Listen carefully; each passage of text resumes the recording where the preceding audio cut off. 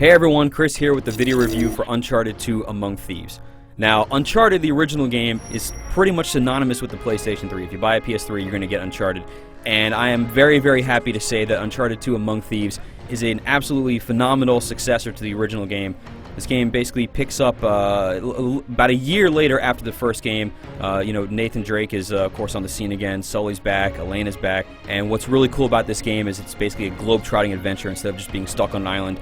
Nate is going around to find Marco Polo. That leads him to going to find other treasures and other kinds of stuff that I'm not going to spoil for you. But this is a much bigger experience than the first game with a very well-told story and fantastic action all around. Chloe, this isn't just a dagger. It's a key. Well, let's find out what it opens.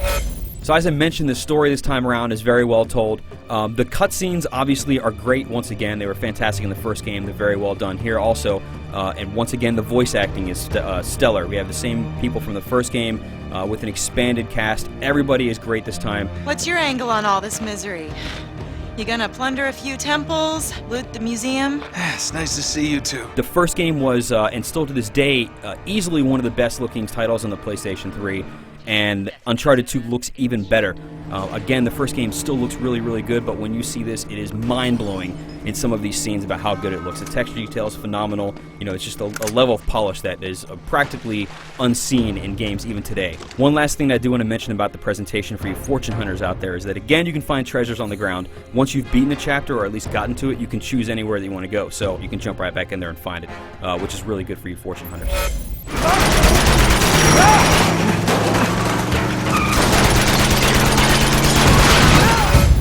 The very good thing about the game is that since it doesn't take place solely on an island this time around, you're going to be in Nepal, you're going to have some street fights, you're going to be up in the mountains in the snow, you will of course kind of go into like catacomb type stuff.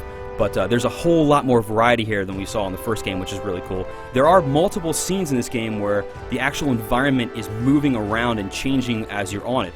There is a sequence that's on the train where you are fighting on it as it actually is moving through a level. And so as the train is kind of going around bends, if there's an enemy on the next car, you have to kind of compensate for that. And so it kind of brings the whole experience up to this, Hollywood level of $100 million blockbusters that, you kind of rarely see that sort of thing in video games.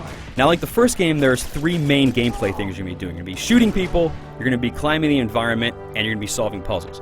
In terms of shootouts, basically that works exactly the same as it was before. You can still take cover, but what's really cool is that the levels are set up to be much more vertical than they were before, and to give you a lot more option in what you're going to do.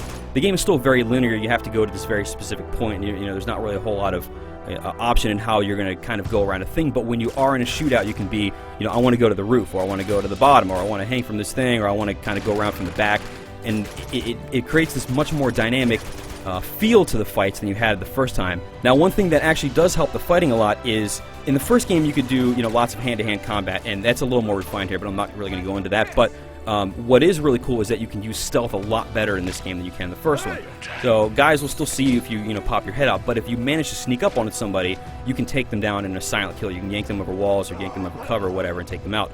The one bad part about the stealth is that early on in the game there is a segment where you can't be seen. You have to go through kind of stealth, and both myself and Greg Miller, when we played through these, we found it a little bit frustrating because there wasn't as much help beforehand telling you how to do certain things or exactly where to go, and that really is the only segment of the game where I kind of felt like it was kind of misstepping or whatever. But once you get past that, the rest of the stealth and the way that you can use it is great.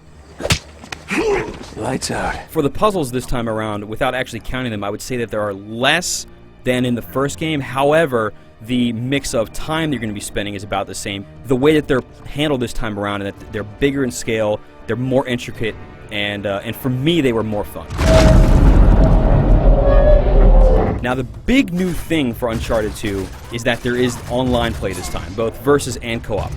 For versus play, you get a whole lot of stuff. You have like team deathmatch, and you have elimination, and you have capture the treasure, which is basically capture the flag. What's awesome is that the gameplay you get in the single-player game translates perfectly to online. So you can climb the environment and go up to the roof, or you can hide behind stuff and take cover and all that. So what you learn to do in the single player translates perfectly over to multiplayer, and if you use it well, it will give you a huge advantage. Now, along with versus, there's also the co-op mode, which is not going straight through the story.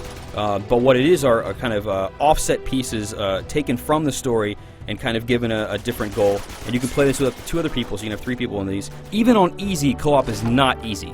It is very, very hard many times, but they are very intricate, they're very long, they're very, very fun, especially because they're difficult. And I don't imagine you beating all of them very, very soon, which is really cool because it gives you a lot of challenge to go in and play them again.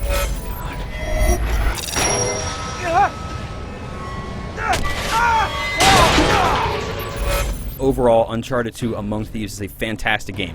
It's a great single-player experience with very, very few flaws. The online is super fun, both versus and co-op, and basically it's a game that will, give you 10 hours or so single-player, and then possibly hundreds of hours online, depending on, how long you want to get in there and find treasures and kill people. So anybody with the PlayStation 3 absolutely must play this, not that you weren't going to anyway. For the full written review, climb on over to IGN.com.